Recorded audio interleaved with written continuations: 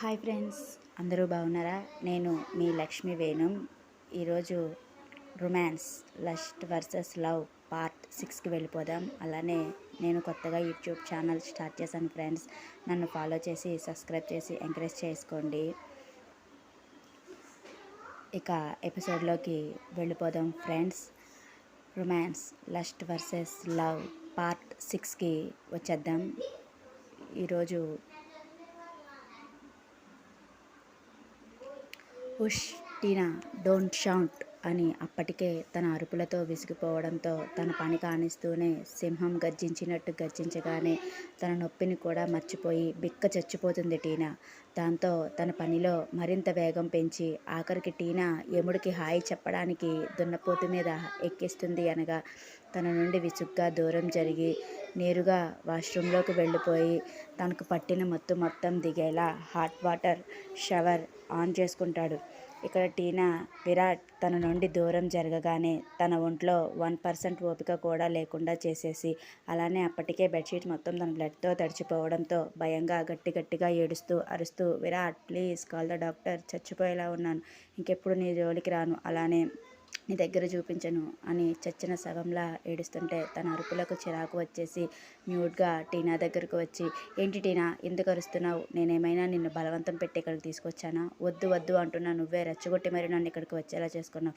ఇప్పుడు ఏడిస్తే లాభం లేదు అని సీరియస్గా అరిచేసి అంతకన్నా సీరియస్గా టీనా ఫోన్లో నుండే తమకి ఎప్పుడూ అవసరం పడితే ఉపయోగపడుతుంది అని ఒక డాక్టర్ని సెట్ చేసుకోవడంతో ఆ డాక్టర్కి కాల్ చేసి అలానే అడ్రస్ సెండ్ చేసి మరొక పావుగంట హాట్ వాటర్లోనే శుభ్రంగా తలకు పట్టిన మత్తు అలానే మందు తిక్క కూడా వదలగొట్టుకుంటాడు. వాష్రూమ్లోనే ఒకవైపు పెట్టుకున్న డ్రెస్ని వేరు చేసి ఉదయం తన తండ్రి పీకిన క్లాస్ ఇంకా మైండ్లో ఫ్రెష్గా ఉండడంతో ఎర్లీ మార్నింగ్ విసుగ్గా తన ఇంటికి బయలుదేరుతాడు.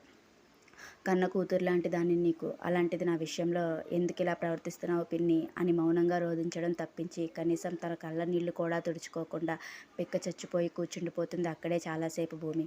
ఇంతలో చిన్నగా డోర్ తీసినట్టుగా బయట నుండి అరాకొరా తిరుగుతున్న బైక్ సౌండ్స్ వినిపిస్తుండడంతో అప్పారావు విసుగ్గా డోర్ వైపుకు చూడగానే అది ఎవరు తీశారో ఇట్టే అర్థమైపోతుంది. డార్లింగ్, నీ పెద్ద కూతురు భూమి వచ్చేసినట్టుంది, మనల్ని ఇలా చూసి వణుకుతూ పారిపోయిందేమో అని వెటకారంగా కాంతంతో అంటాడు. వస్తే రాని అప్పి, అది అక్కడే ఎక్కడో పడి చచ్చి ఉంటుందిలే, నువ్వు ఎందుకు ఆగిపోయావు, కమాన్ అని అతనిని రెచ్చగొట్టి తన దాహం మొత్తం తీరే వరకు కూడా అప్పారావుని పీల్చి పిప్పి చేసి అప్పుడు వదులుతుంది. అదేంటి డార్లింగ్ అలా అంటావు, అది మనకి ఎంత అవసరమో నీకు చెప్పాను కదా అని విసుగ్గా అంటూ లుంగిని కట్టుకుని సోఫాలో పడి తన అలుపుని తెచ్చుకుంటాడు. చెప్పావు అప్పి, కానీ అది ముందు ఎవరికో ఒకరికి సొంతం అవ్వాలి. అది కన్యగా ఉన్నంతసేపు మన ఆటలు చాలవు. దానికి తోడు ఎప్పటికప్పుడు ఆ ముసలాడు అడ్డుకట్టుగా తగులుతున్నాడు. ముందు వాడిని లేపేస్తే ఒక పీడా పోతుంది తెలుసా అని ఒంటికి పట్టిన చెమట మొత్తం ఆరేలాగా న్యూట్గానే అప్పి ఒడిలో పడుకుని తన ఎదురుగా టేబుల్ ఫ్యాన్ పెట్టుకుంటుంది. అయితే ఏముంది డార్లింగ్, రేపు పొద్దున్నే అది దాని ఉద్యోగానికి పోయినప్పుడు ఈ ముసలాడిని లేపేస్తే ఓ పని అయిపోతుంది అంతే అంటూ తెల్లగా మిలమిలా మెరిసిపోతూ తనను ఊరిస్తున్న సూర్యకాంతం ఎదపొంగుని గట్టిగా నొక్కి పట్టుకోగానే అని మొత్తుగా అరుస్తుంది. ఆ అరుపు బయటకు కూడా వినిపించడంతో బయట బిక్కుమని కూర్చున్న భూమి మరింతగా ముడుచుకుపోతూ ఇంకా గట్టిగా ఏడుస్తుంది. అయితే రేపే ఆ ముసలాడి చావుకి ముహూర్తం పెట్టేద్దాంలే అని మరొకసారి సమరానికి సై అంటున్న సూర్యకాంతాన్ని దూరం జరిపి, డార్లింగ్, ఇక ఈ వణుకుడు జబ్బు వచ్చేసింది కదా, ఇక ఈ హాల్లో నాకు అంత కంఫర్ట్గా ఉండదు. నువ్వు రూమ్లోకి వెళ్ళి నా కోసం వెయిట్ చేయి, నేను ఒక్క 10 నిమిషాల్లో వచ్చేస్తాను అని ఐవింక్ చేస్తాడు. ఎందుకు అప్పి, ఇప్పుడు దాని గురించి అంత అవసరమా, మన సంగతి చూడు అని అప్పి తన ఒడిలో పడుకునే గారాలిపోతూ నెమ్మదిగా పంచి లోపల నుండి చేయి పడుతుంది. ఆ చేతిని వడిచి పట్టుకుని, డార్లింగ్ కొంచెం గ్యాప్ ఇవ్వి అని సిగ్గు వరకుండా హాల్లోనే సూర్యకాంతం పెదవులు పీల్చి పిప్పి చేసి 5 మినిట్స్ డార్లింగ్ అని మొత్తుగా చెప్పి అటు సూర్యకాంతం అలా రూమ్లోకి వయ్యారంగా నడుచుకుంటూ వెళ్తుంటే ఊగుతున్న జగనాన్ని చూసి ఇక్కడ పెదవులు కొరికేసుకుంటాడు అప్పి. ఈ వయసులో కూడా ఎక్కడా తగ్గకుండా ఇలా మెయింటైన్ చేస్తున్నందుకే నువ్వంటే పిచ్చి సూర్యకాంతం. ఒక్క 5 మినిట్స్ నీ కూతురు పని చెప్పేసి కుదిరితే దాని పని కూడా పట్టేసి అప్పుడు నీ పని చూస్తాను అంటూ భూమి ఎక్కడుందో అని వెతుక్కుంటూ ఇంటి బయటకు వచ్చి చుట్టుపక్కలంతా చూసినా ఎక్కడా కనిపించదు. ఏంటిది కనిపించడం లేదు అని కలంగా ఈ టైంలో మనకు దొరకమన్నా దొరకడు. ఇక దీని చిన్న కూతురు మహాకంత్రి, అది కనుక మమ్మల్ని ఆ పొజిషన్లో చూసిందంటే పిచ్చెక్కిపోయి వెంటనే తన బాయ్ ఫ్రెండ్ దగ్గరకు పరుగు పెట్టేది, లేకపోతే తన బాయ్ ఫ్రెండ్ని తీసుకువచ్చి మా పక్కనే సెటప్ పెట్టేసేది. కాబట్టి ప్రియదర్శిని కాదు, ఖచ్చితంగా ఇదే వచ్చింది అని చుట్టుపక్కల మొత్తం వెతికేసి, ఇంకా మెట్ల కింద, పక్కనే మోటార్ దగ్గర ఇవన్నీ వెతికేసినా ఎక్కడా కనిపించకపోవడంతో ఎందుకో అనుమానం వచ్చి ఇంటికి ఉన్న చిన్న సందు దగ్గరికి వచ్చేటప్పటికి అక్కడ భయంతో వణికిపోతూ ముడుచుకుపోయి కూర్చుని కనిపిస్తుంది. దొరికావే నా పాలపిట్ట, ఇన్ని రోజులని నా దగ్గర నుండి తప్పించుకుంటావే, అసలు ఫస్ట్ నీకోసమే ఈ ఇంటి గుమ్మం తొక్కాను, కానీ ఇది కనెక్ట్ అయిపోయింది, అయినా ఇది కూడా మనకి బాగా కోఆపరేట్ చేస్తుంది అనుకో అని తనలో తనే అనుకుంటూ నెమ్మదిగా మరొక 2 అడుగులు ముందుకు వేసేటప్పటికి చిన్నగా వెలుతురులో ఉండి తన మీద పడిన నీడకు ఉలిక్కిపడి తన తల పైకెత్తి చూసి భయంగా వెనక్కి పడిపోతుంది భూమి. చిన్నగా వెలుతురులో ఉండి తన మీద పడిన నీడకు ఉలిక్కిపడి తల పైకెత్తి చూసి భయంగా వెనక్కి పడిపోతుంది భూమి. దాంతో అప్పారావు భూమిని చూసి వికృతంగా గట్టిగా నవ్వుతూ దొరికావే నా చిలక అని అడుగులు ముందుకు వేస్తుంటే భయంగా ఆ సందులో మూలకు పోయి ముడుచుకుపోతూ ప్లీజ్ అండి, మీకు దండం పెడతానండి, నన్నేం చేయకండి, నేను మీ కూతురు లాంటి దాన్ని అండి, ప్లీజ్ అండి అని 2 చేతులు జోడించి ఊపిరి తీసుకోవడానికి కూడా కష్టపడుతూ బ్రతిమాలుతుంది. హెచ్చి, నువ్వు నా కూతురువేంటి, ఇంత అందంగా ఉన్న నిన్ను కూతురుగా అనుకుంటే నా మనోభావాలు దెబ్బతినవు, అందుకని నువ్వు నన్ను మామ అనో బావ అనో పిలిచావు అనుకో, నా మనోభావాలు అప్పుడు హ్యాపీగా ఉంటాయి. అయినా ఎన్నాళ్ళని ఇలా భయపడుతూ మీ పిన్ని దగ్గర కుక్కలాగా పడుంటావు, ఒకసారి నా మాటకు ఓకే అన్నావు అనుకో, వెంటనే మీ పిన్ని నుండి నిన్ను తప్పించి అసలు ఈ ఊర్లోనే ఉండకుండా చేస్తాను, ఇంకా ఎప్పుడు లైఫ్ చూడనటువంటి లైఫ్ని నీ కళ్ళకు చూపించి నిన్ను ఒక ఎత్తులో నిలబెడతాను, ఒప్పుకోవచ్చుగా అని గారంగా అంటూ ఆల్మోస్ట్ భూమి దగ్గరకు వచ్చేస్తాడు. ప్లీజ్ మీ కాళ్ళు పట్టుకుంటాను, నేను అలాంటి దాన్ని కాదండి, అసలు మీరు ఏం చేసినా నేను మాట్లాడడం లేదు కదా, అసలు మీరు ఉన్నారని తెలిస్తే నేను అసలు మీ రూమ్ డోర్ ఓపెన్ చేయకపోదును, ఇదిగో ఇక్కడే ఉండిపోతానండి, ప్లీజ్ అండి నన్ను వదిలేయండి, అలాంటి దాన్ని కాదండి అని ఏడుస్తూ తన కాళ్ళు 2 పట్టుకుంటుంది.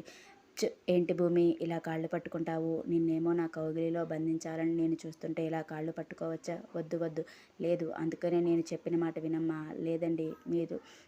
మీరు మా నాన్న లాంటి వారు, మా నాన్న వయసుతో ఉన్నారు, అలాంటిది మీరు నాతో ప్రవర్తించే తీరు చాలా తప్పండి, వద్దండి, ఇప్పుడు నాకు అడ్డు తప్పుకున్నారంటే అసలు నేను మీ కంటికి కనిపించకుండా వెళ్ళిపోతానండి, ప్లీజ్ అండి అని బ్రతిమాలుతూనే గుక్కపెట్టి ఏడుస్తుంది.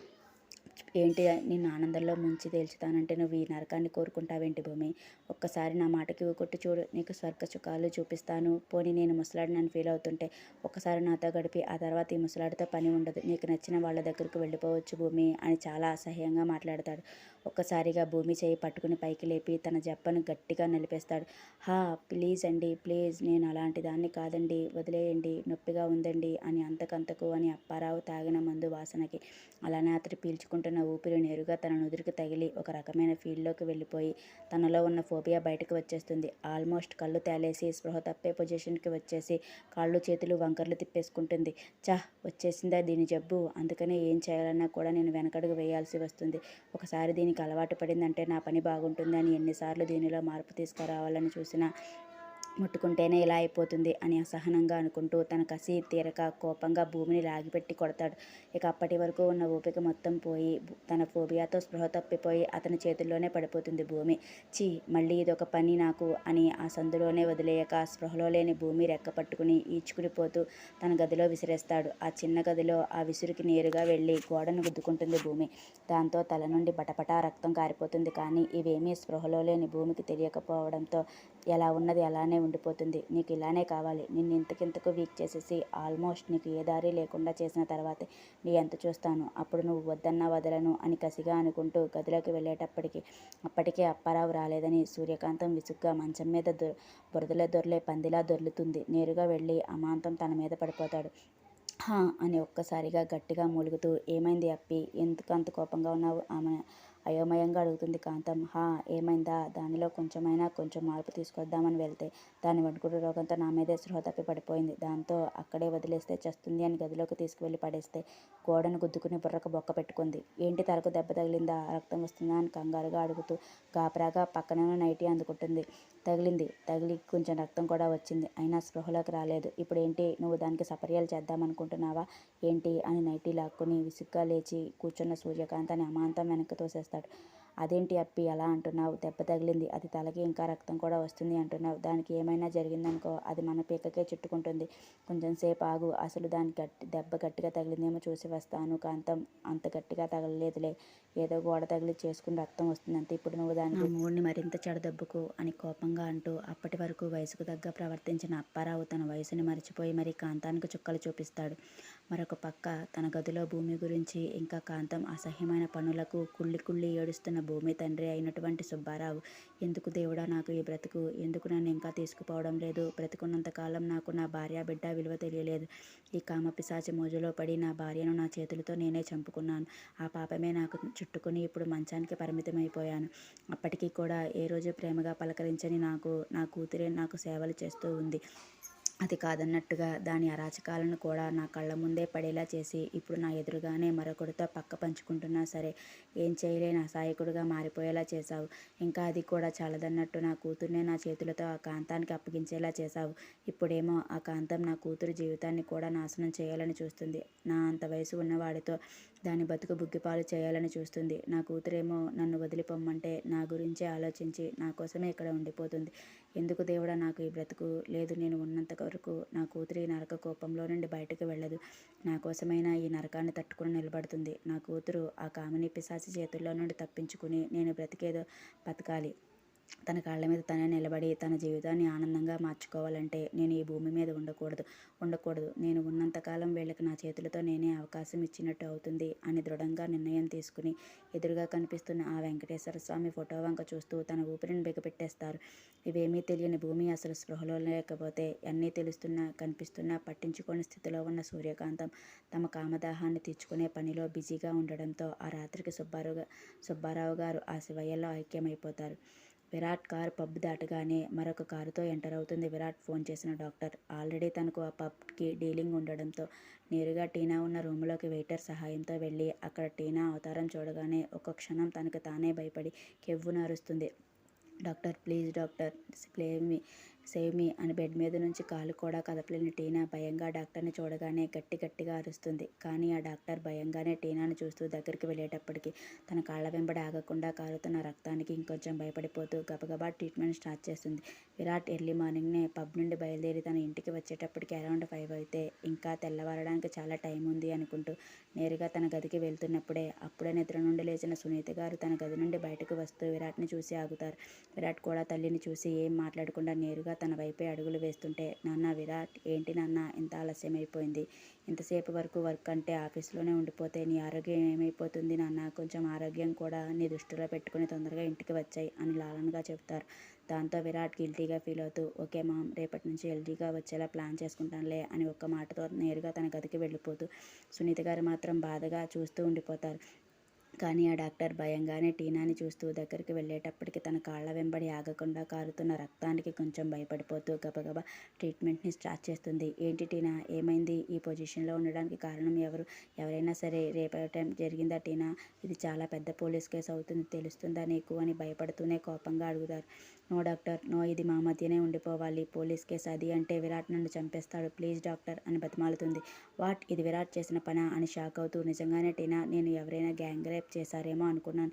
ఏంటి విరాట్ ఒక్కడి వల్లే నువ్వు ఎంత డ్యామేజ్ అవ్వావంటే విరాట్ ఏ విధంగా నీతో ప్రవర్తించాడో తలుచుకుంటేనే నాకు వణుకు వచ్చేస్తుందో తెలుసా అని తన పని తను చేస్తూనే టీనాని పూర్తిగా క్లీన్ చేసేసి తనకు గాయాలైన చోటల్లా ఆయింట్మెంట్ అప్లై చేసి వీక్నెస్ తగ్గడానికి ఒక ఇంజెక్షన్ కూడా ఇస్తుంది.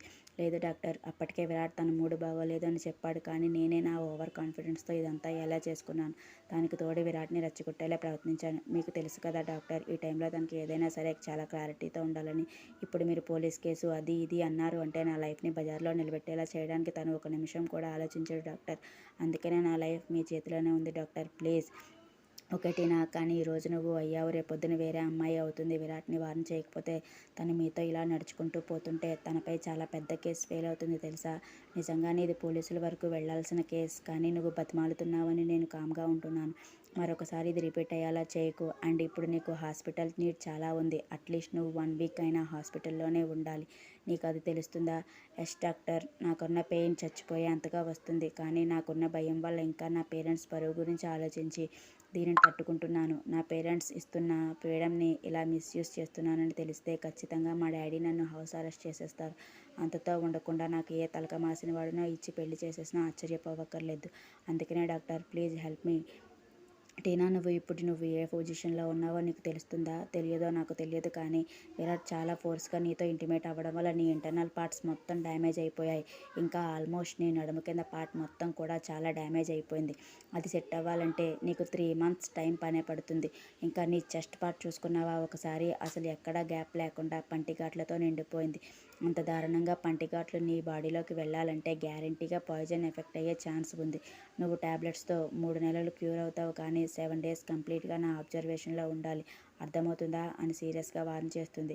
ఓకే డాక్టర్, నేను ఇప్పుడే మీతో హాస్పిటల్కి వచ్చి అడ్మిట్ అయిపోతాను. అలానే ఈ విషయం మా ఇంట్లో తెలియకుండా ఉండేలా ఏదో ఒకలా మేనేజ్ చేసుకుంటాను అని తన నొప్పిని ఓర్చుకుంటూనే మాట్లాడుతూ ఆ లేడీ డాక్టర్ ఇచ్చిన ఇంజెక్షన్కి పూర్తిగా స్పృహ తప్పి పడిపోతుంది. Thank you friends.